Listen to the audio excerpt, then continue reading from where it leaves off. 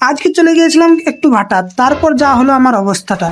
So guys, আজকে দুপুর 2টোর সময় করে আমি চলে যাচ্ছিলাম কেটিএমটাকে নিয়ে একটু ঘাস কাটার জন্য। তো চলো আগে ঘাসটা কেটে আসা যাক। তারপর আমি চলে এলাম মাঠে, আর মাঠের কাছে এসে আমার কেটিএমটাকে এমন একটা জায়গায় দাঁড় করিয়ে আমি চলে যাচ্ছিলাম ভালো ঘাস খোঁজার উদ্দেশ্যে। তো চলো আগে ভালো ঘাস খুঁজে নেওয়া যাক। তারপর এখানে এসে দেখলাম যে এখানে ঘাস রয়েছে, আর এই ঘাসগুলো আমি কেটে নিয়ে গেছিলাম। তো চলো আজকেও এই ঘাসটা আমি কেটে নিই।